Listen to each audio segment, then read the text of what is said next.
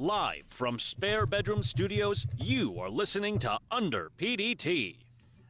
On today's Under PDT, we're going to do something a little different than our first two episodes. We're going to do what we call the Psyche series. Trading has so many psychological implications. Managing your emotions might actually be the single biggest determining factor in what makes you successful or not.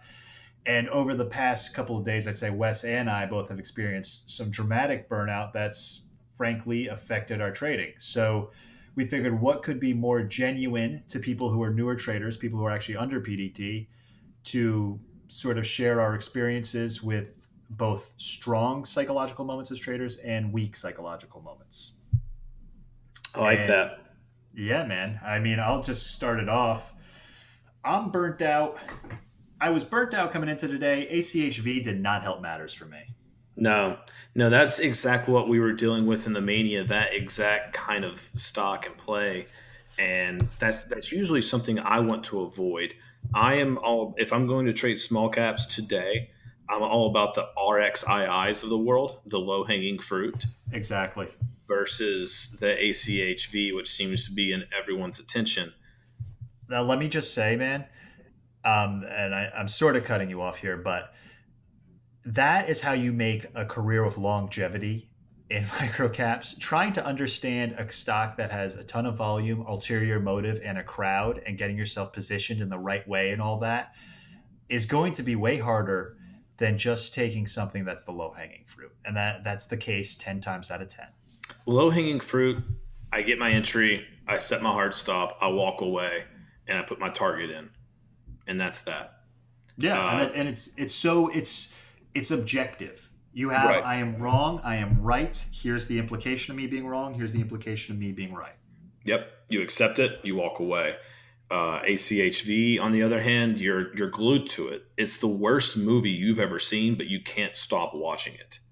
It's there was this movie Zombievers on Netflix a few years ago that I watched. It's straight to DVD. Straight to DVD. Didn't even get to be the Sharknado where it's so bad that someone sort of considers it good. It just pure out sucks. Yep. I watched every tick of ACHV. ACHV has fundamental implications that would actually normally make me long. And, I won't talk everyone's ear off about my particular approach to fundamentals, but I did the opposite and shorted. And when something like that happens, I know I'm a little askew. My thought process and my execution are in two different places. I'm going to blame it on the Mania. Ultimately, there's no excuse. You have to take everything. Everything comes down to you as a trader, in retail. Everything comes down to you. You are the be-all, end-all. I'm going to say the impetus for this all happening was the weed mania.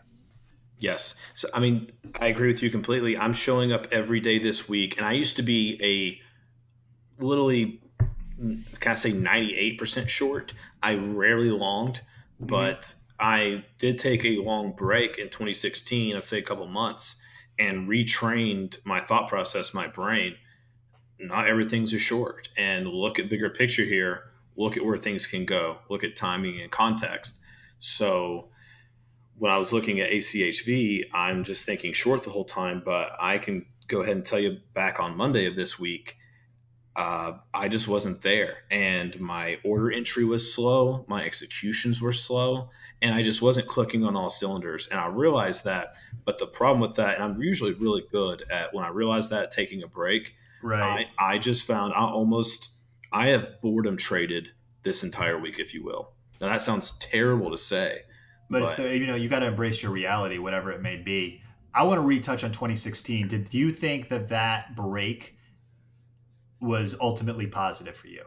It was absolutely positive because I literally was just shorting everything.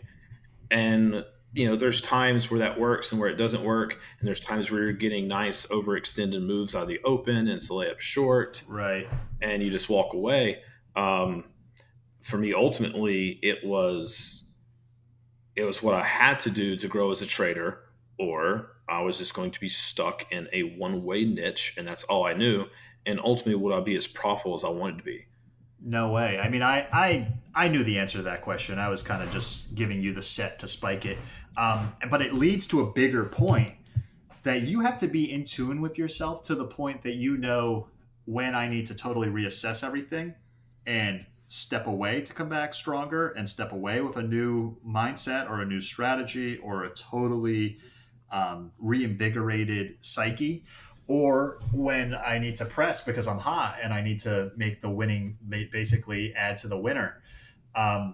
And right now is definitely a time for me personally. I traded well yesterday. I traded ALDX and I traded IGC. I handled them well. Knowing that I didn't follow it up with a good day, as a matter of fact, I followed it up. It wasn't too ugly on the P&L, but I followed it up with a relatively bad day. I'm out of sorts. I'm out of sorts at the moment. And I would say that recognition is probably, that could be a huge determining factor in a person's long-term success. Wes and I were both saying we need beers after our performances earlier today. Absolutely, but and that's a big thing. So people are like, hey, you get a break on Saturday and Sunday. To me, a condition break is really taking a market day off. Now I know a lot of people are like, hey, no market days off, this and that. What did we say earlier? You only get 260 days, 260 Yeah, trading days. It's in that range. It might not be exactly that, but it's right about that. Making yourself take that day off. I mean, I used to. I had a lot of indicators on my Thinkorswim app. I would delete the apps off my phone. No way am I going to look at these things.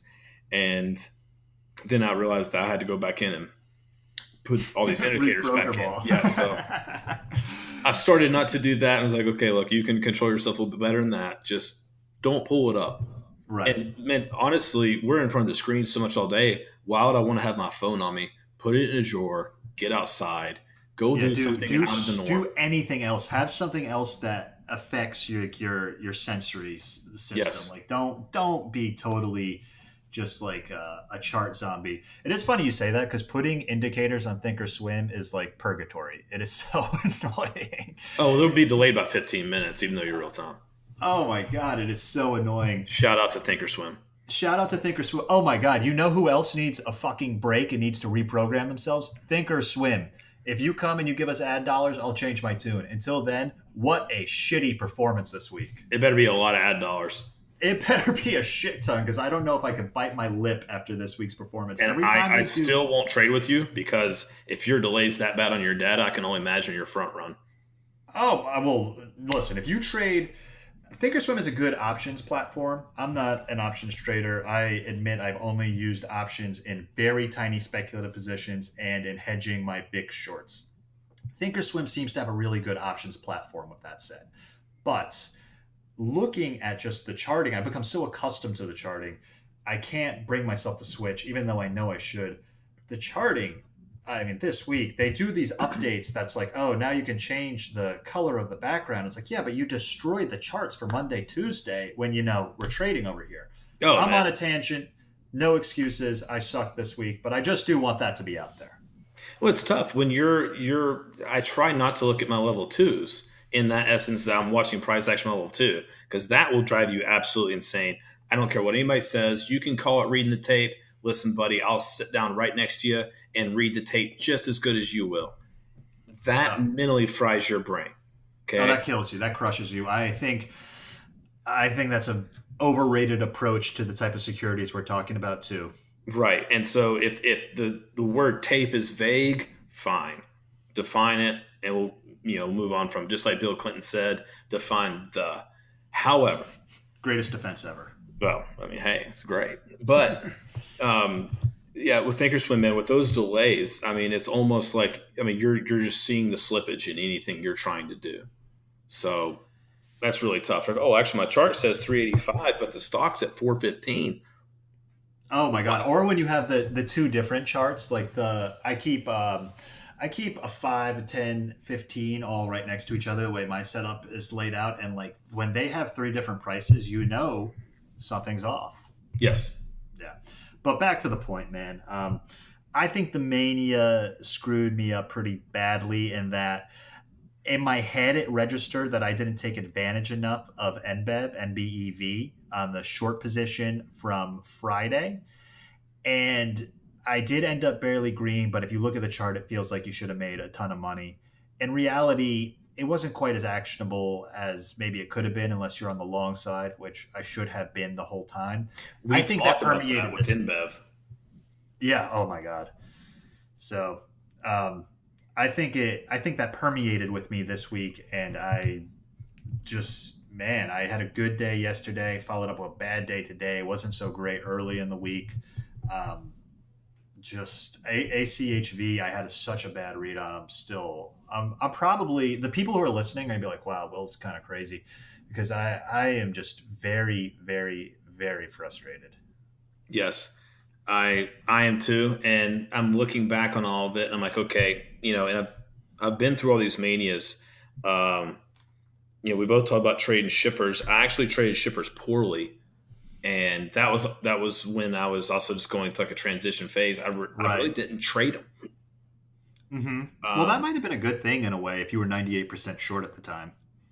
It was, but I didn't see an edge there, and I could just see, something's brewing. I could not convince myself to go long because, quote unquote, they're turds, which is an overused term in Twitter.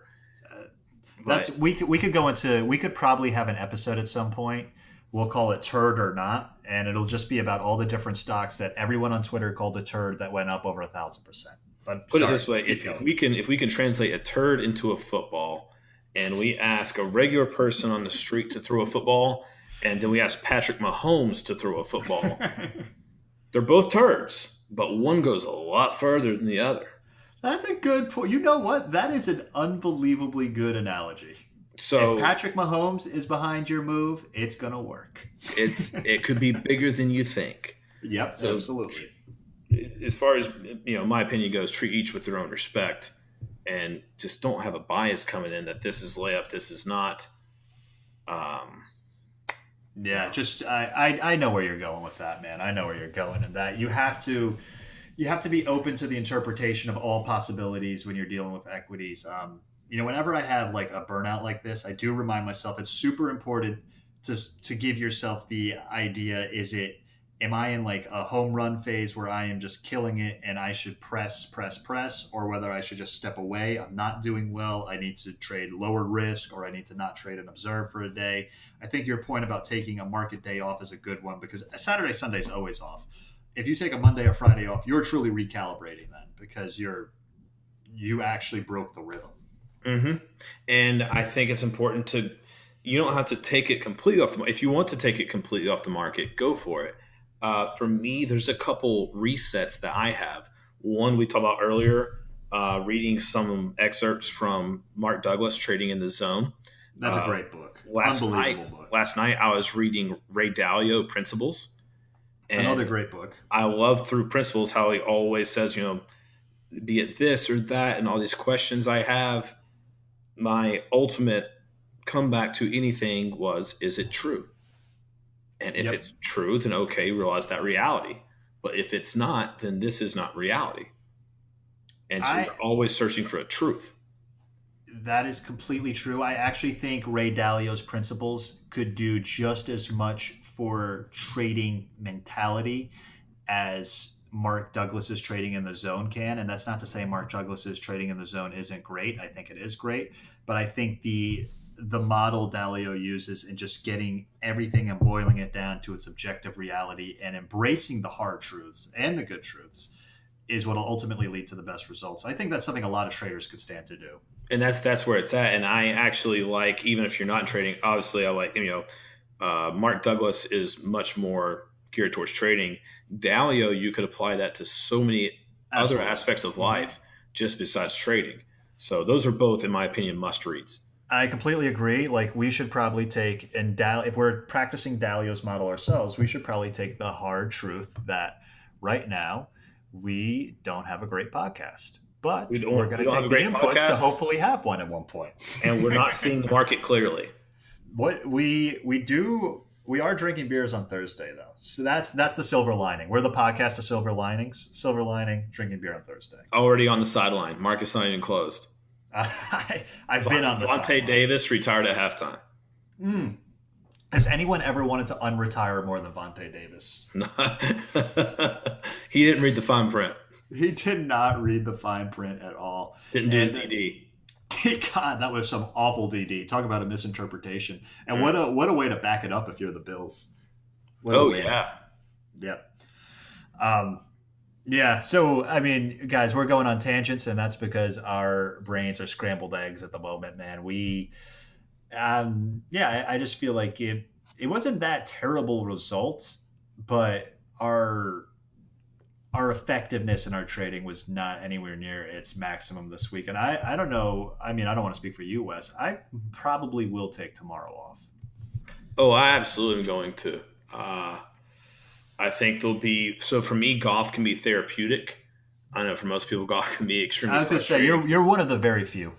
Well, You're for actually me, good. That's why. I'll I humble brag for you. I used to be good, and now it's people ask me, "Are you good?" And I say, "Depends what day it is." Okay. Some days I'll show up and it's like I'm back to my scratch golfer days, and then there's days where I show up and I'm gonna be lucky to break 80. Yeah. And Compared to the common man, you're good. compared to the common man, yes. But you'll see just things out of the source. You'll see triple bogey, two OB, and then you'll see birdie the very next hole. And you're like, where does this even come from? But it's it's something physical that I'm able to work on and craft on. So for me, just doing something physical like that is an escape. Versus Yeah. this is all so mental. I mean, the only physical thing you do is touch your keyboard, touch your mouse. Right. Physical things get your endorphins going. They get your mood elevated. Trading can be such a mind trap, man. You're just staring at these charts, particularly if you don't have other like stimulus to Hmm. affect you, or if you don't have other ways you interpret trades. Some people are strictly technical, and hey, there's a thousand ways to skin a cat. You can make money being strictly technical, but you also do have to be mindful of the implications that might have on your attention span and on how you're going to perceive data when you do that for a really long period of time. Shapiro always talks about mental equity is finite, and that is a really, really good lesson for people to It be is. mindful of. He has a little bit of experience. He does, and I can't wait to get him on here because one thing that he is great at is he rarely takes losses. I've traded side by side with Dan for 2 years, Hmm. and I rarely see him take a loss. Every once in a while, he's got a small red day going, but Hmm. it's rare. That is so good for small accounts too, man, because small accounts, you're excuse me over here. That beer went down the wrong too. Uh, The wrong red day in a small account affects your whole trajectory. Whereas if you're a big account and you take a red day and a small account sees that on Twitter and goes, oh, well, they could take a red day. Well, it's a little different. They're talking about $4 million in buying power. This is a person with $1 million in the bank. It's a different implication for you. 1% of their account, yeah, they're talking about a $10,000 drawdown, whereas 1% of that given person's account might be a $300 drawdown on their 30K. But it's a totally different implication when there's $990,000 left over versus 29,700. It's right, and I know Shapiro swings lumber, but that's why I recommend him to a lot of people starting out. yeah, Is I because is because of his mindset and how he navigates trades. Yeah, I think I think he's a really good start. I think people who have a really clear, concise way of viewing trading are a really good start, and people who are going to limit your exposure to the downside. This is not, listen, everyone to each your own, but if you're learning from somebody who is teaching you to say, hey, big losses, whatever, you're learning from the wrong person in all likelihood, just because before you ever learn anything, you'll be out of the game. And also, trading momentum stocks is not that easy. I started out learning from people that trade momentum stocks. It is probably the hardest thing that you can learn from the start and to master Uh, because to when bring this lesson full circle, man, what you were talking about, the low hanging fruit, that's where it really is at, man. yes, yeah. So it took me a long time to figure out to get away from momentum stuff, get into the low hanging fruit, and what do you know? I'm stacking cash Yeah. God bless, right? until my wife and my dog and my car take it away from me, like they did today. Today was my capitulation. Today was your competition. Stocks, cars, dogs, Stocks, I wife. was actually green. Everything else, Is that Wes's version of the quad witch right there? that is, yes, I got quad witch today on You Thursday. got quad witch. Oh my god. Um, And my wife's great. She didn't take any money. Trust me. well, that was very nice. So she But expired in the money. you have oh yeah. No, yeah, she's long in the money, but I have to throw it all in there to bro. Yeah, no, I understand. Sometimes it's like the Twitter the mindset it kind of gives you. You exaggerate a little bit. You can't help it when Yeah. when things are in downswing. You exaggerate. Every story is a little bit better with an exaggeration. Yeah, of course. It resonates a bit more if it's really magnified. Look, But if I was taking shots of tequila tonight at a bar for Thursday night football, that's one thing. who do we have for Thursday night game? We've got Vikings Rams tonight, which should be a great game. If this is a bad game, hang up Thursday night football, NFL. It's over. Oh, you know what I'm pissed off about? I was so outspoken. I don't know if I said this in the last episode. I might have, so stop me if I did. But I was so outspoken. The Browns are beating the Jets. I know this is happening, and I'm not even actually. Yeah, but you bet on it. You bet on it, and you won. I did. Yeah, and actually, for the record, under PDT is that's me knocking on wood, but we're doing quite well gambling on sports this year. Yeah, which is incredible. I'm 1-2, but you know what? The big thing about that is the risk reward, baby. My winner's a lot bigger than my losers. Thanks, Tiger. Thanks, Tiger. Tiger for the win. Yeah, I'm. If I could be short anything, it would be Thursday night football. I'm not one of those people that's against NFL ratings or anything like that. I think they'll continue to be good. I think people over-exaggerate that story. That story to me is like the weed story. People are over-exaggerating it. But the quality of the game sucks. Yes. Yep. And that's what I'm saying. If McConaughey walks in, starts doing some tequila shots with me, changes the whole dynamic. Back to back to back. That's right. Mm-hmm. How do we not have a soundboard for that? No, we need to. I know we're gonna need something along those lines. We'll get one. Yeah, we'll get it. But yeah, was there anything else that was notable in the market for you today? I mean, aside from, I think, both of us having some bad interpretations in ACHV, which by the way, right now is tanking. Anything else you were into or not into or traded? No, I had one focus and just, man, by noon I knew I was tapped out. I took all the charts off my screen, took all the brokers down. It was time to sign out.